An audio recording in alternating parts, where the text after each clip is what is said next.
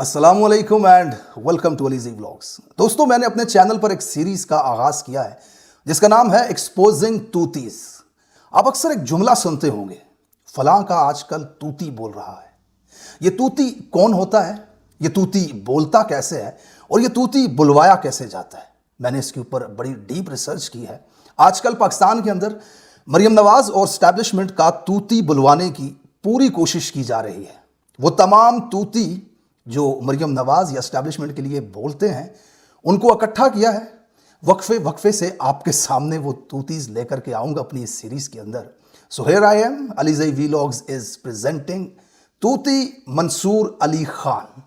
ये जनाब अपने आप को सहाफ़ी कहते हैं, जर्नलिस्ट कहते हैं, लेकिन इनका काम सहाफ़त के मयार पे कितना पूरा उतरता है इस व्लॉग में आपके सामने रखा जाएगा। सहाफ़ी का काम होता है खबर देना, हुकूमत की आवाम के लिए बनाई गई पॉलिसीज़ के ऊपर बातचीत करना। जबकि मंसूर अली खान अपनी पॉडकास्ट में सेलिब्रिटीज़ को लेकर के आते हैं, एक्टिविस्ट को लेकर के आते हैं और 1.5 घंटे तक उनसे इमरान खान की ज़ात के बारे में बात करते हैं। इस वक्त हुकूमत कैसे चल रही है, स्टैब्लिशमेंट क्या कर रही है, ईवान की कितनी अहमियत है, आइनी तरमीमें कैसे हो रही हैं, मुल्क में एहतजाज क्यों हो रहे हैं, एहतजाज करने वालों के साथ सलूक क्यों किया जा रहा है, जेल के अंदर लोग क्यों हैं, अवाम किन मसाइल का शिकार है, इन तमाम बातों से तूती मंसूर अली खान का कुछ लेना देना नहीं।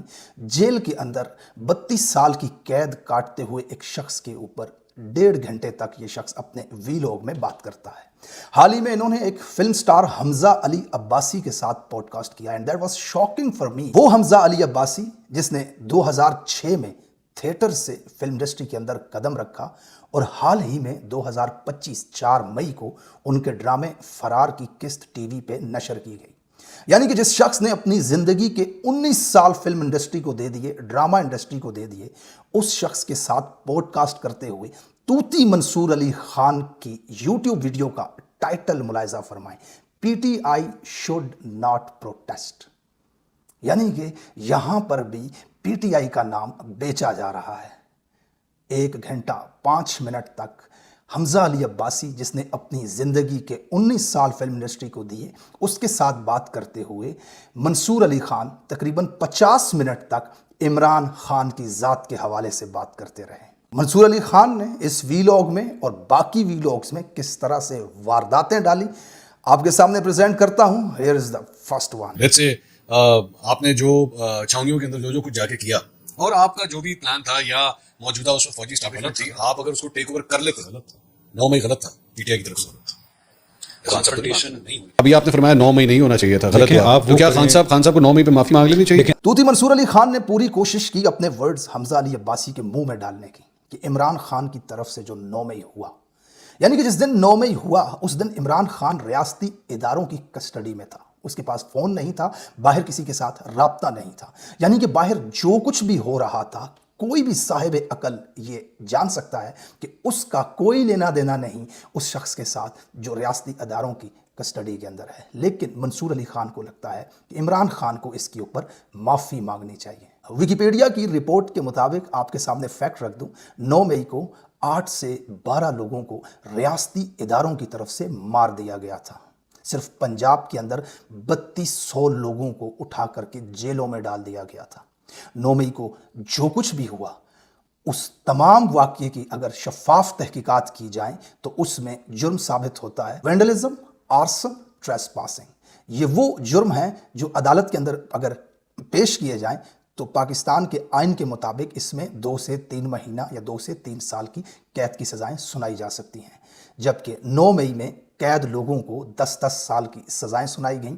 9 मई में ऐसे लोग हमने देखे जो गाड़ी की छत से बाहर निकलकर लोगों को हमला करने की तरगीब दे रहे थे। उन्होंने सिर्फ एक प्रेस कॉन्फ्रेंस की और एक दिन भी थाने या हवालात का मुंह नहीं देखा, लेकिन जो लोग उनके साथ बैठे हुए थे वो मुतअद्दिद केसों का सामना कर रहे हैं। इमरान खान मुतअद्दिद मरतबा ये कह चुके हैं कि 9 मई की CCTV फुटेज जिसने गायब की उसी ने 9 मई करवाया। तो मंसूर अली खान पहला सवाल फिल्म स्टार हमजा अली अब्बासी से पूछते हैं, क्या 9 मई पर इमरान खान को माफ़ी मांगनी चाहिए या नहीं? अब जनाब तूती मंसूर अली खान अपने हर गेस्ट के सामने ये साबित करने की कोशिश करते हैं کہ 2018 میں عمران خان کو اسٹیبلشمنٹ لے کر کے آئی تھی.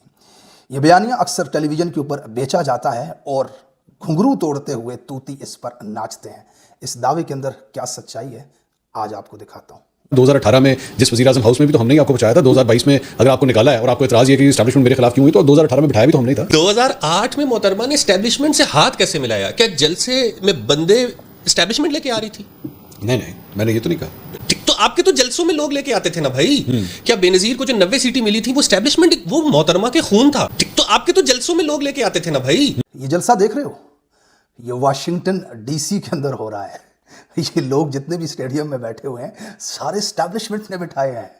اسٹیبلشمنٹ لے کر کے آئی ہے. یہ تمام لوگ جو اسٹیڈیم میں عمران خان کا امریکہ کے اندر استقبال کر رہے ہیں بھائی کے مطابق اسٹیبلشمنٹ بندے لے کر کے آئی ہے. اب اسٹیبلشمنٹ کی اوقات دکھاؤں آپ کو. حال ہی میں پاکستان کی امبیسی کے سامنے عمران خان کے کارکنان نے ایک احتجاج کیا, جبکہ دوسری جانب اسٹیبلشمنٹ کے لوگوں نے بھرپور عوامی جلسہ کیا. ذرا ملاحظہ کریں.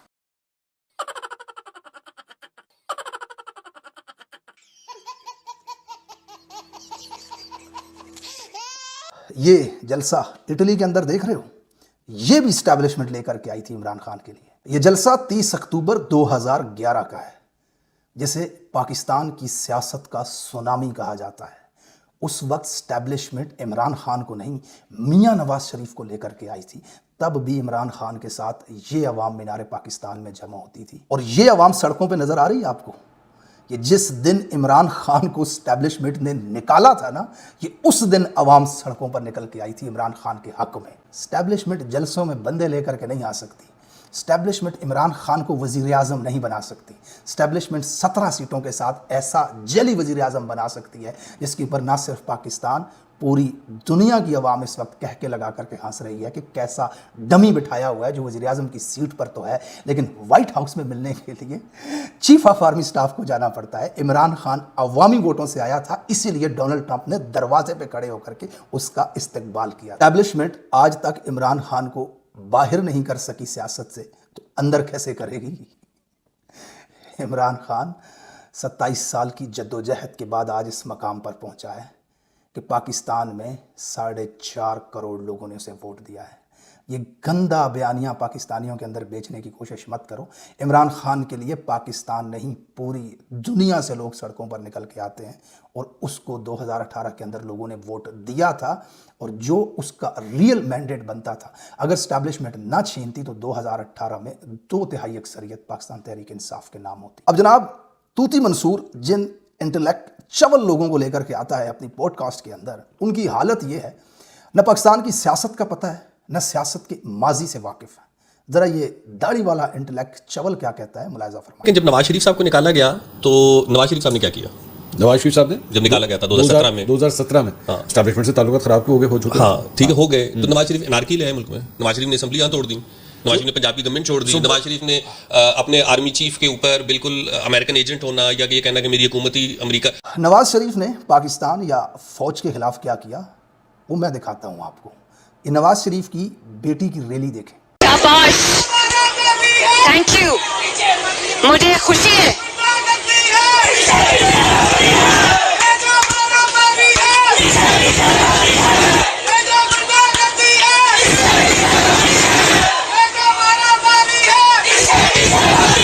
عمران خان کی کسی ایک ریلی, کسی ایک جلسے میں مجھے اس طرح کے نعرے دکھا دو جن میں کہا گیا ہو کہ یہ جو دہشت گردی ہے اس کے پیچھے وردی ہے.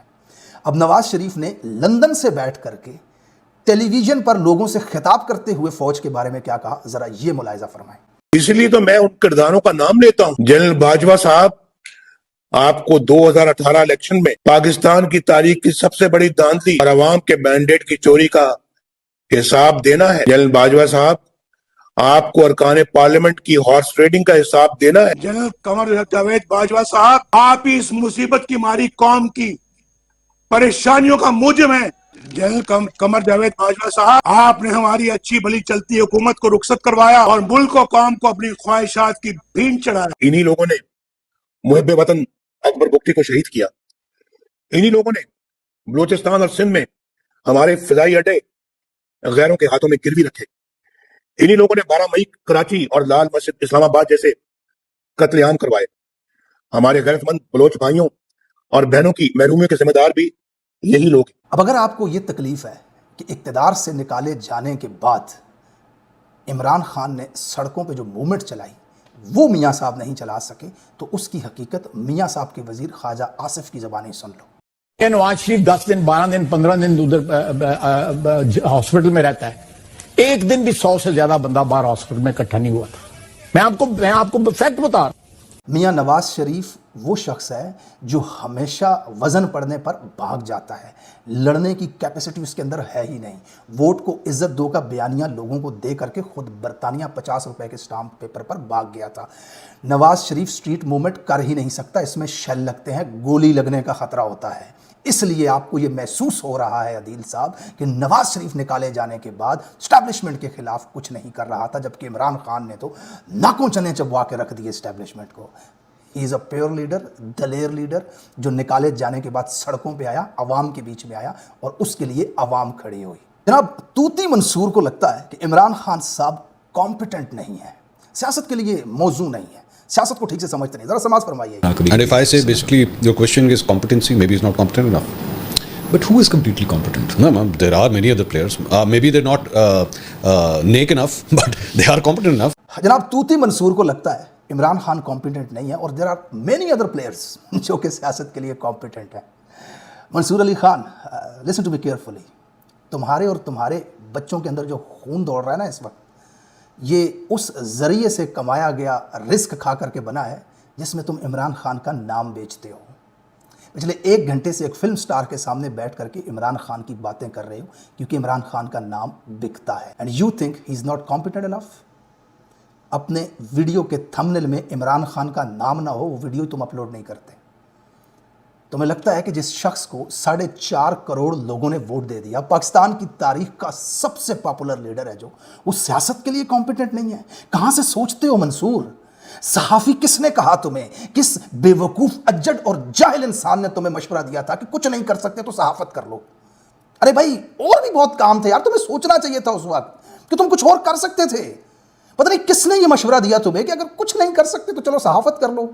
आगे जनाब माइक के सामने बैठ के Imran Khan is not competent, और तुम्हें कॉम्पिटेंट लग रहे हैं वो जो नेक नहीं है लेकिन कॉम्पिटेंट है।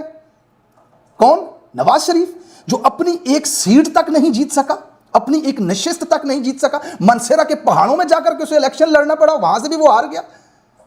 Gustave Khan is sitting in the parliament right now, Nawaz Sharif के अगेंस्ट उसने इलेक्शन लड़ा और इसको लगता है कि वो कॉम्पिटेंट है। 17 सीटों के साथ रोते हुए मुंह लेकर के जेली वजीर आजम बनाए गए, जो जिनकी जगह व्हाइट हाउस में एक आर्मी जनरल जाकर के दौरा करता है, ये इसको कॉम्पिटेंट लग रहे हैं। और जिस शख्स ने इनकी सियासत को इन समेत दफन करके रख दिया, वो लगता है इसको कॉम्पिटेंट नहीं है।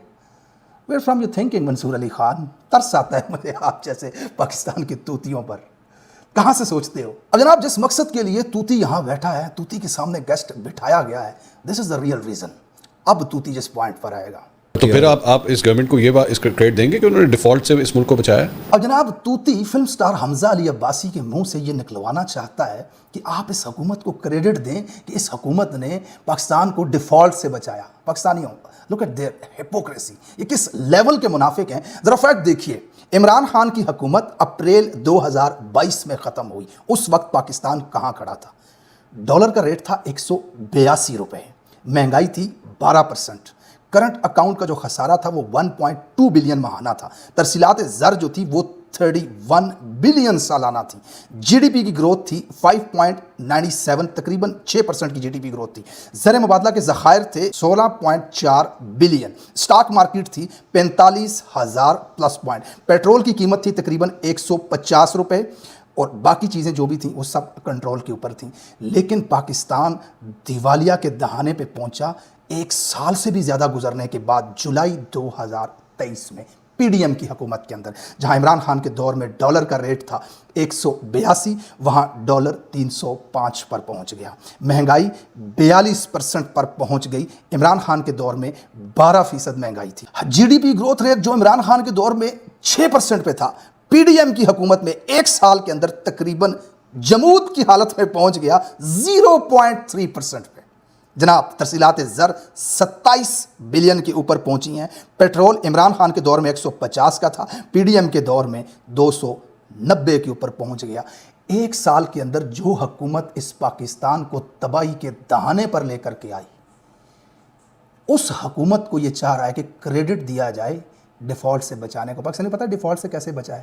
پاکستان کی تاریخ کا، جب سے پاکستان بنا ہے 76 سالہ تاریخ کا سب سے بڑا قرضہ اس حکومت نے لیا ہے۔ ایک سال کے اندر 20,000 ارب روپیہ لے کر کے آ گئی یہ قرضے کا۔ یہ ہے پاکستان کے طوطی۔ یو شوڈ ریکگنائز دیم پاکستانیوں، آپ کو پتہ ہونا چاہیے یہ ہے اصلیت ان طوطیوں کی، اس طرح بیٹھ کر کے یہ واردات ڈالتے۔ اب طوطی اپنے اصل کام پہ آیا۔ So, how do you rate the President Chief Minister Maryam Nawaz? You guys hated her like anything. اب اس سوال کا جواب میں نہیں دوں گا، طوطی خود دے گا۔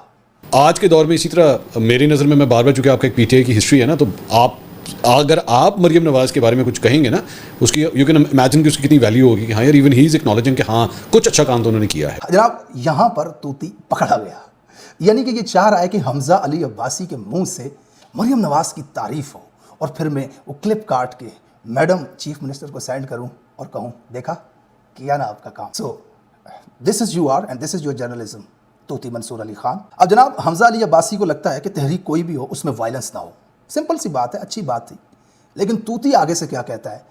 علی امین گنڈا پور تو گولیاں مارنے کی دھمکیاں دیتا ہے۔ اب بھی جو بھی چلائیں اس کے اندر وائلنس نہ ہو۔ اگر کوئی کورٹ کہے صاحب تو کہتے ہیں کہ جناب ہمارے سینے پہ گولیاں ماریں گے تو ہم بھی آپ کے سینے پہ گولیاں ماریں گے۔ اب جناب اس کو 26 نومبر کا واقعہ یاد نہیں آیا یہاں پہ کہ جہاں لوگوں کو اس سروں میں گولیاں ماری گئیں؟ میرے چینل کے اوپر ایک ویلاگ پڑا ہوا ہے جس کے اندر ایک ایسا شخص مجھ سے بات چیت کر رہا ہے ویلاگ میں، جس کے جسم کے اندر گولی موجود تھی اور گولی لگتے ہوئے بھی اس کی ویڈیو موجود ہے۔ 12 لوگوں کو شہید کر دیا گیا، اس کے اوپر یہ شخص بات نہیں کر رہا، لیکن سوال کیا پوچھ رہا ہے طوطی منصور علی خان کہ علی امین تو گولی مارنے کی دھمکی دے رہا ہے۔ منصور علی خان اپنی تمام پوڈ کاسٹ کے اندر حکومت کے حوالے سے کوئی بات نہیں کرتا، حکومت کی پالیسیز پر بات نہیں کرتا، جبر فسطائیت کے اوپر بات نہیں کرتا، ملک کے اندر لاقانونیت ہے اس کے حوالے سے کوئی سوال نہیں کرتا، صرف عمران خان کی ذات کے حوالے سے سوال کرتے ہوئے بہت ہی گندی گھٹیا باریک واردات ڈال رہا ہے یہ شخص۔ چارٹرڈ آف ڈیموکریسی، اس کے مطابق جب نواز شریف اور بے نظیر نے چارٹر آف ڈیموکریسی کیا تھا، اس میں یہ طے ہو گیا تھا کہ اب اسٹیبلشمنٹ سے کوئی بھی مدد نہیں لی جائے گی، اسٹیبلشمنٹ کے خلاف ہم مضبوط قلعے کی طرح کھڑے ہو جائیں گے، اور پھر اسٹیبلشمنٹ لے کر کے آئی عمران خان کو، اور وہ چارٹر آف ڈیموکریسی سیبوٹاج ہو گیا۔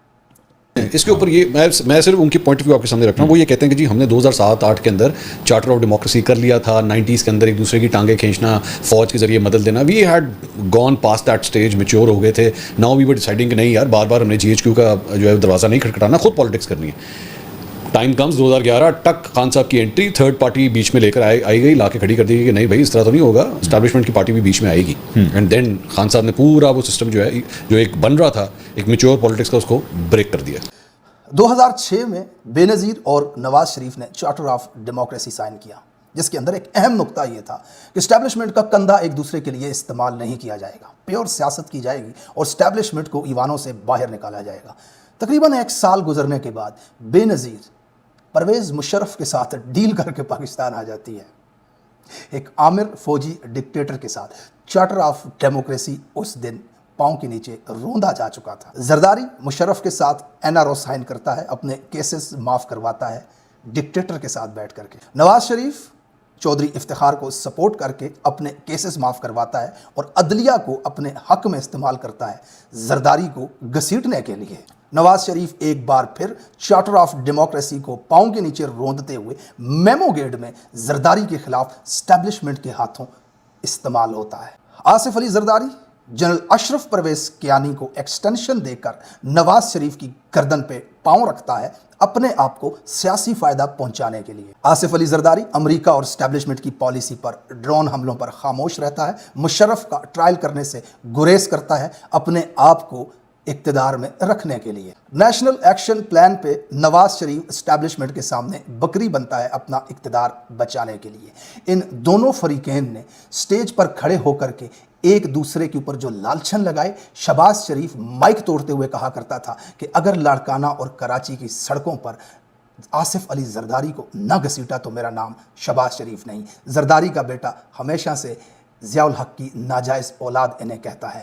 اور آصف علی زرداری سٹیج پہ کھڑے ہو کر کے ہمیشہ کہا کرتا تھا کہ اب مجھے اللہ بھی معاف نہیں کرے گا اگر میں تم لوگوں کے ساتھ بیٹھ گیا. وہ چارٹر آف ڈیموکریسی بھی نقلی تھا, جیلی تھا, نقلی انقلابی لیڈر میاں محمد نواز شریف اور آصف علی زرداری کی طرح. عمران خان پیور عوام کی طاقت سے آیا تھا, جس کی حالیہ اگزامپل 4.5 کروڑ لوگوں نے ووٹ دے کر کے دی ہے. عمران خان نے نہ صرف پاکستان بلکہ اس کی غیر موجودگی میں اٹلی, برطانیہ, جرمنی, پیرس, فرانس, امریکہ, کینیڈا میں متعدد مرتبہ لوگوں نے بڑی تعداد میں ریلیاں نکال کر کے یہ ثابت کیا کہ عمران خان پاکستان کی تاریخ کا سب سے بڑا لیڈر ہے. عمران خان کو اسٹیبلشمنٹ نہ لے کر کے آئی تھی, نہ اسٹیبلشمنٹ میں اتنا دم ہے کہ وہ اس پائے کا لیڈر پاکستان کے اندر کھڑا کر سکیں. اسٹیبلشمنٹ نواز شریف جیسے بونے ہلا کر ادھر سے ادھر کر سکتی ہے, عمران خان جیسے قداور لیڈر پیدا نہیں کر سکتی. اچھا دوستو, آج کے ویلاگ میں آپ کے سامنے پریزنٹ کیا طوطی منصور علی خان. دیکھتے رہیے گا علی زی ویلاگز, آپ کے سامنے مزید طوطی لے کر کے آئے جائیں گے. تب تک اپنا خیال رکھیے گا, ملتے ہیں ہفتے دوسرے ویلاگ میں. اللہ حافظ.